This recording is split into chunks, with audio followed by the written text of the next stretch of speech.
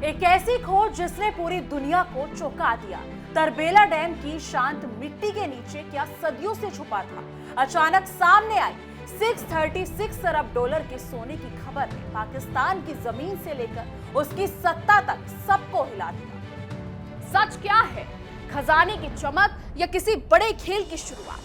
कहानी अभी बाकी है। नमस्कार दोस्तों, आप देख रहे हैं इंडिया डेली का डिजिटल प्लेटफॉर्म और मैं हूं आपके साथ तान्या व्यास। नमस्कार, मैं हूं आपके साथ ऋषिका धवन। आज हम बात करने जा रहे हैं पाकिस्तान की उस खोज की जिसने सिर्फ पाकिस्तान की अर्थव्यवस्था नहीं बल्कि पूरे दक्षिण एशिया की राजनीति को झकझोर दिया है। तरबेला डैम की मिट्टी के भीतर, मिट्टी के भीतर सोने के एक इतने बड़े भंडार का दावा किया गया है जिसकी अनुमानित कीमत 636 अरब डॉलर बताई जा रही है, यानी तकरीबन 636 अरब डॉलर। ये राशि इतनी बड़ी है कि किसी देश की किस्मत बदल दे, उसके कर्ज को खत्म कर दे और उसकी अर्थव्यवस्था को कई दशकों तक मजबूत कर दे। लेकिन सवाल ये है कि क्या ये दावा सच है? क्या वाकई पाकिस्तान की धरती इतने सोने से भरपूर है? और अगर हाँ, तो इस खोज के पीछे कौन सी शक्तियां काम कर रही हैं? बिल्कुल, आज की इस रिपोर्ट में हम आपको ना सिर्फ इस खोज की कहानी बताएंगे बल्कि इसके पीछे की राजनीति, तकनीकी चुनौतियां, आर्थिक प्रभाव, सेना और सरकार की भूमिका, हनीफ गौहर के दावे और अंतर्राष्ट्रीय कंपनियों की रुचि तक हर जानकारी विस्तार से देंगे। ये रिपोर्ट सिर्फ एक खबर नहीं बल्कि पाकिस्तान की किस्मत बदलने की उस संभावित कहानी का विश्लेषण है जिसे दुनिया अभी ध्यान से देख रही है। क्योंकि अगर ये सोना वाकई जमीन से बाहर आता है तो पाकिस्तान का इतिहास बदल सकता है। लेकिन यहाँ पर अपने आप में एक सवाल ये भी है, ये वही पाकिस्तान है जो IMF से लोन लेकर अपना गुजारा कर रहा है। अब उसी की जमीन पर सोना दबा होने का दावा किया जा रहा है। बिल्कुल, और वो ये सोना छोड़ने वालों में से तो बिल्कुल नहीं है क्योंकि वो कंगाल पाकिस्तान है। खैर, तरबेला डैम पाकिस्तान का एक प्रमुख जल विद्युत और जल संसाधन प्रोजेक्ट है जो लंबे समय से देश की ऊर्जा जरूरतों को पूरा कर रहा है। लेकिन किसी ने भी ये नहीं सोचा था कि डैम की मिट्टी के नीचे एक ऐसा खजाना दफन होगा जिसकी कीमत अरबों डॉलर में होगी। यही दावा किया है हनीफ गौहर ने। एयर कराची के अध्यक्ष और federation of Pakistan chambers of commerce and industry के पूर्व वरिष्ठ उपाध्यक्ष, उन्होंने कराची प्रेस क्लब में प्रेस कॉन्फ्रेंस करते हुए बताया कि गोताखोरों ने डैम के भीतर से मिट्टी के नमूने निकाले और उन्हें प्रयोगशाला में जांचा। परिणाम चौंका देने वाला था। मिट्टी में सोने की मात्रा इतनी अधिक पाई गई कि कुल भंडार की अनुमानित कीमत 636 अरब डॉलर तक पहुंच गई।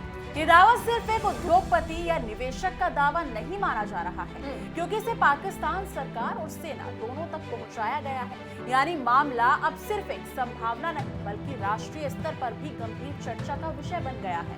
पाकिस्तान की आर्थिक हालत पिछले कुछ वर्षों में बेहद खराब रही है। कर्ज बढ़ता रहा है, डॉलर संकट गहराता जा रहा है और IMF पैकेज बार बार पाकिस्तान की कीमत मदद कर रहे हैं। जी हाँ, ऐसे में 636 अरब डॉलर का सोना किसी सपने जैसा लगता है, लेकिन क्या इस सपने की नींव मजबूत है? यही सवाल आज हमारे सामने है। सबसे पहले ये समझना जरूरी है तान्या, और मैं अपने दर्शकों को भी बता दूं कि ये दावा किसने किया। हनीफ गौहर सिर्फ एक बिजनेसमैन नहीं है बल्कि पाकिस्तान की व्यापारिक राजनीति में एक जाना पहचाना नाम है। वे federation of Pakistan chambers of commerce and industry के वरिष्ठ उपाध्यक्ष भी रह चुके हैं, यानी आर्थिक मामलों में उनकी पकड़ मजबूत है। प्रेस कॉन्फ्रेंस में उन्होंने सोने की खोज की जानकारी सिर्फ एक खोज के रूप में नहीं दी बल्कि बताया कि उन्होंने इस पूरे केस को स्टेट बैंक ऑफ पाकिस्तान और विशेष निवेश सुविधा परिषद SIFC के सामने भी रखा। ये बताता है कि मामला उच्च स्तर पर संज्ञान में ले लिया गया है। बिल्कुल, गौहर ने यह भी कहा है कि अंतर्राष्ट्रीय कंपनियां से संपर्क किया जा चुका है कि कनाडा और ऑस्ट्रेलिया की ड्रिलिंग कंपनियां इस परियोजना का हिस्सा बनने को तैयार हैं। ये बात महत्वपूर्ण इसलिए है क्योंकि सोना निकालना एक बेहद तकनीकी प्रक्रिया है। सिर्फ दावा नहीं बल्कि उसके लिए तकनीकी कंपनियों की मौजूदगी भी एक बड़ा संकेत है कि इस प्रोजेक्ट को लेकर पाकिस्तान में गंभीर गतिविधि शुरू हो चुकी है। अब बात करते हैं सोना निकालने की प्रक्रिया। सामान्यतः सोना जमीन के गहरे हिस्सों में होता है और खदानों के जरिए निकाला जाता है, लेकिन तरबेला डैम में बताया जा रहा है कि सोना मिट्टी में मिला है जो एक जटिल स्थिति है। मिट्टी से सोना निकालना ड्रेजिंग और फिल्ट्रेशन के जरिए किया जाता है, जिसमें बड़े पैमाने पर मशीनरी, तकनीक और विशेषज्ञता की जरूरत पड़ती है। और यही कारण है कि गौहर की टीम ने हॉलैंड के ड्रेजिंग विशेषज्ञों और कनाडा के तकनीकी साझेदारों से बात की है। अगर ये परियोजना शुरू होती है तो ये पाकिस्तान का अब तक का सबसे बड़ा माइनिंग और ड्रेजिंग ऑपरेशन हो सकता है। लेकिन इसके साथ सवाल ये भी उठता है, क्या डैम की संरचना को नुकसान होगा? क्या इसमें पर्यावरणीय जोखिम है? क्या ये वास्तव में आर्थिक रूप से लाभकारी होगा? ये सवाल आसान नहीं है और इनका जवाब आने वाले समय में मिलेगा। जी हाँ, पाकिस्तान में कोई भी बड़ा प्रोजेक्ट सेना की जानकारी या सहमति के बिना आगे नहीं बढ़ता, ये सब जानते हैं। गौहर ने जो सबसे बड़ा खुलासा किया है वो था प्रधानमंत्री शहबाज शरीफ और army chief field marshal Asim Munir दोनों को इस खोज की जानकारी देना, और दोनों ने इसे सुनकर सकारात्मक प्रतिक्रिया दी है। बिल्कुल, ये बात अपने आप में बहुत बड़ी है। इसका मतलब है कि ये मामला सिर्फ आर्थिक प्रोजेक्ट नहीं बल्कि राष्ट्रीय महत्व का मुद्दा बन चुका है। कई विश्लेषक मानते हैं कि सेना आर्थिक प्रोजेक्ट में सीधे दिलचस्पी लेती है, और अगर ये सोना का भंडार वाकई साबित होता है तो पाकिस्तान की सत्ता संरचना में एक बड़ा बदलाव आ सकता है। असल में पाकिस्तान की आर्थिक नींव हिल चुकी है और सेना खुद भी देश को आर्थिक रूप से स्थिर देखना चाहती है। यही वजह है कि इस मामले में रुचि दिखाई गई है। अब सवाल ये है कि क्या ये सोना पाकिस्तान की गरीबी, कर्ज और आर्थिक संकट को खत्म कर सकता है? सिद्धांत रूप में हाँ, 636 अरब डॉलर कोई साधारण रकम नहीं है। पाकिस्तान का विदेशी कर्ज भी इससे कम है।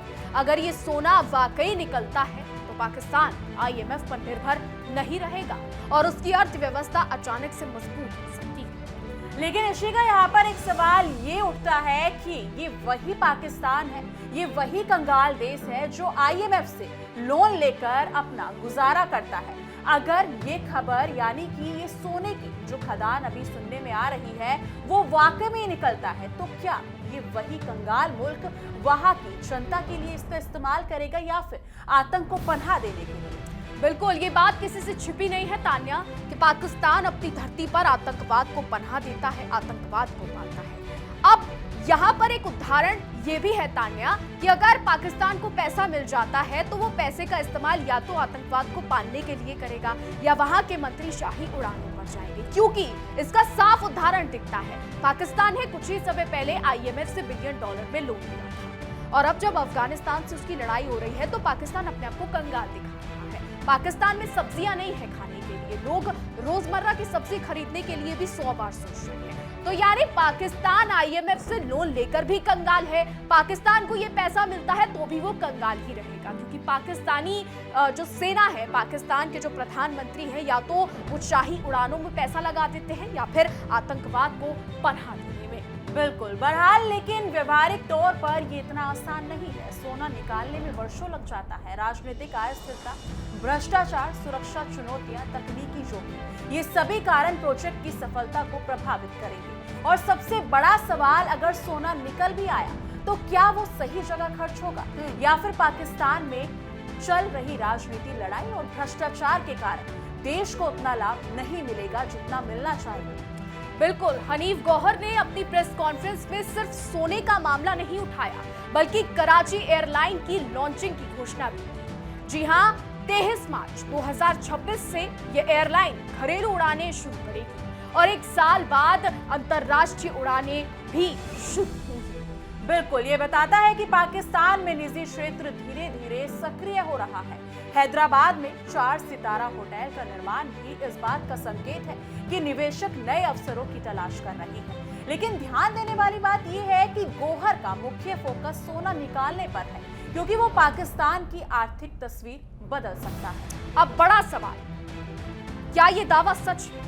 कई विशेषज्ञ इस खोज को संभावित बताते हैं, लेकिन पुष्टि नहीं। प्रयोगशाला की जांच में सोना पाया गया है, लेकिन सवाल ये है कि क्या ये पूरे डैम में समान मात्रा में मौजूद है या सिर्फ नमूनों में? बिल्कुल, अगर ये सिर्फ सतही नमूने हैं तो मूल्यांकन अलग होगा और ये पूरे क्षेत्र में ये मात्रा मिलती है तो पाकिस्तान इतिहास की सबसे बड़ी खोज के करीब खड़ा होगा। इसलिए विश्लेषकों का कहना है कि दावा बड़ा है लेकिन उसके लिए बड़े परिमाण चाहिए। अगर ये सोना वाकई निकल आता है तो इसका असर सिर्फ आर्थिक नहीं तान्या बल्कि राजनीतिक भी होगा। पाकिस्तान की सरकार को आर्थिक मजबूती मिलेगी, सेना के लिए भी एक बड़ा रणनीतिक संस्थान होगा। अंतर्राष्ट्रीय स्तर पर पाकिस्तान की स्थिति और ज्यादा मजबूत हो सकती है। लेकिन यही बात प्रोजेक्ट को संवेदनशील भी बनाती है। इतने बड़े संसाधन के कारण राजनीतिक टकराव बढ़ सकता है, नियंत्रण की लड़ाई हो सकती है और विभिन्न समूह इस प्रोजेक्ट पर अधिकार चाहते हुए दिखाई दे सकते हैं। ये प्रोजेक्ट पाकिस्तान के अंदर शक्ति संतुलन को बदल सकता है। बिल्कुल, और अब बड़ा सवाल आगे क्या होगा? क्या खुदाई शुरू होगी? क्या WAPDA कार्रवाई करेगी? क्या सरकार तुरंत हरी झंडी देगी? ये सब आने वाले कुछ महीनों में निर्भर करेगा। यदि PM शहबाज शरीफ और सेना चाहे तो प्रोजेक्ट तो तुरंत शुरू हो सकता है। बिल्कुल, लेकिन प्रोजेक्ट शुरू होने के बाद भी इसकी राह आसान नहीं है। तकनीकी समस्याएं, सुरक्षा का मुद्दा, डैम की संरचना की सुरक्षा, पर्यावरणीय मंजूरी और सबसे बढ़कर फंडिंग, ये सभी कारण मिलकर तय करेंगे कि पाकिस्तान का ये सोने का सपना हकीकत बनता है या सिर्फ दावों के स्तर पर ही रह जाता है। तरबेला डैम का ये सोने का भंडार पाकिस्तान के भविष्य के लिए एक आशा की किरण हो सकता है या फिर एक ऐसा दावा जिसे पूरा होने में समय लगेगा। लेकिन इतना तय है कि ये खबर सिर्फ एक खोज की नहीं है बल्कि पाकिस्तान की अर्थव्यवस्था, राजनीति और सत्ता संतुलन की नई परिभाषा लिख सकती है। अब क्या पाकिस्तान की गरीबी मिटेगी? क्या उसका कर्ज खत्म होगा? क्या ये खोज पाकिस्तान को मध्य पूर्व और एशिया की नई आर्थिक ताकत बना देगी? इन सवालों के जवाब हमें आने वाले समय में मिलेंगे, लेकिन इस मुद्दे पर आपकी क्या राय है? आपको भी लगता है कि ये खोज पाकिस्तान का भविष्य बदल देगी या ये सिर्फ एक और बड़ा दावा है? इस मुद्दे को लेकर आपकी क्या राय है? कमेंट सेक्शन में जरूर साझा कीजिएगा। बाकी बने रहिएगा इंडिया डेली के डिजिटल प्लेटफॉर्म पर, देखते रहिए हमारा खास शो तहकीकात, हर खबर की तह तक।